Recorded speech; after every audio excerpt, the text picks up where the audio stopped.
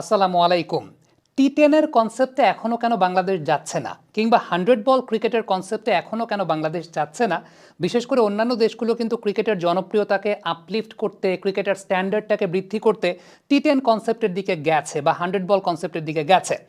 Bangladesh cricket board নির্বাচনের পরে BCL one day আয়োজন করবে, অবশ্যই একটা শুভ উদ্যোগ। কারণটা হচ্ছে আগামী বছর ওয়ানডে বিশ্বকাপ আছে এবং এই বছরটাতে Dhaka premier division cricket league না হওয়ার সম্ভাবনাটাই বেশি, কারণ যে ধরনের জটিলতা তৈরি হয়েছে সব কিছু মিলিয়ে সেই জায়গাটা বিসিএল ওয়ানডেটা আয়োজন করতে চায় বাংলাদেশ ক্রিকেট বোর্ড। তবে তার আগে একটা টি10 কনসেপ্টের টুর্নামেন্টকে আয়োজন করা যায় কি না, এটা আমার কাছে ব্যক্তিগতভাবে মনে হয়েছে।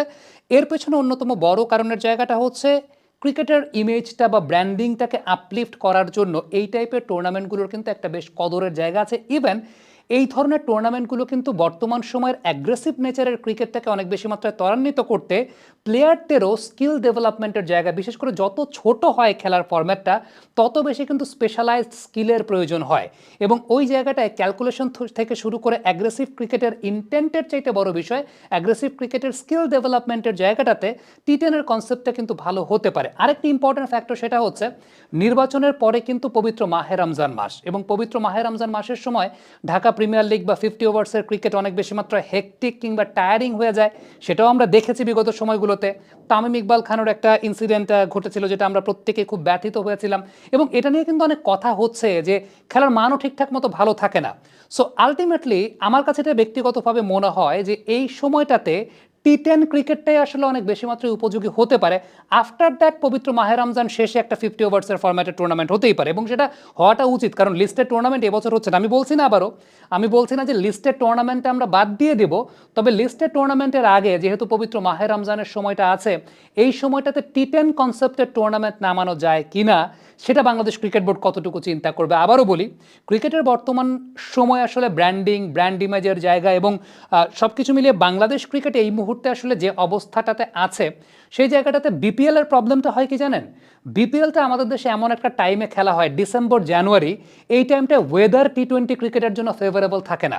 এই টাইমে চাইলেও ভালো ক্রিকেট পিচ তৈরি করাটাও খুব ডিফিকাল্ট, বিশেষ করে 8টা বা 10টা দিন এরকম যায় যে একেবারে পুরোপুরি শৈত্যপ্রবাহ। দিনের বেলার ক্রিকেটটা আসলে টি20 ক্রিকেটের খেলা হয় না, মানে প্রথম যে ম্যাচটা থাকে এই সময়টাতে।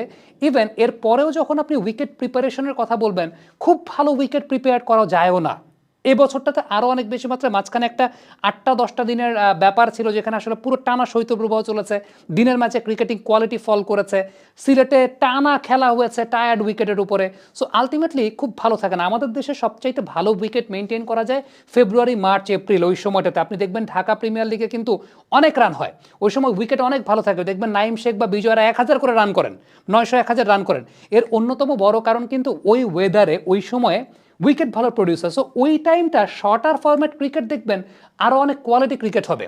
আমার কাছে ব্যক্তিগতভাবে যেটা মনে হয় যে পবিত্র মাহে রমজান মাসের যে সময়টাতে, ওই সময়টায় বাংলাদেশ ক্রিকেট বোর্ড 50 ওভার্সের ফরম্যাটের ক্রিকেট আয়োজন না করে টি10 ফরম্যাটের ক্রিকেট যদি আয়োজন করতে পারে, একটু ইনভেস্টমেন্ট যদি করে, 2জন করে বিদেশি প্লেয়ারকে যদি অ্যালাউ করে বা 2জন করে বিদেশি প্লেয়ারকে, এরকম যেটা বিসিবির তো টুর্নামেন্ট, একটু বিসিবির তো ওই জায়গাটা ফিনান্সিয়াল জায়গাটা তো আর বিসিবির কোনো সমস্যা নেই। সো 2জন করে প্লেয়ারকে যদি তারা সেই জায়গাটায় আনে, একটা এরকম টি10 টুর্নামেন্ট যদি বাংলাদেশে করা যায়, আমার কাছে তো মনে হয় যে সেটা ব্র্যান্ডিংয়ের জায়গা থেকে, ক্রিকেটিং কোয়ালিটি এনরিচমেন্টের জায়গা থেকে এবং এই সময়টায় যে একটা সামগ্রিক পরিস্থিতি, আমার মনে হয় যে দর্শক যাবে না, মানে টি10 কনসেপ্টের ক্রিকেট হলে দর্শক অবশ্যই যাবে, প্রচুর পরিমাণে দর্শক ক্রিকেটের সঙ্গে থাকবে, খেলা দেখতে যাবে। এবং সত্যিকারের অর্থে 50 ওভার্সের ক্রিকেটটা লং লিগ বা টুর্নামেন্ট, 50 ওভার্সের এই সময়টা পবিত্র মাহে রমজানের সময় অনেক বেশি মাত্রায় হেকটিক থাকে প্লেয়ারদের জন্য, অনেক প্র্যাকটিস ম্যাচ টানা ম্যাচ খেলতে হয়।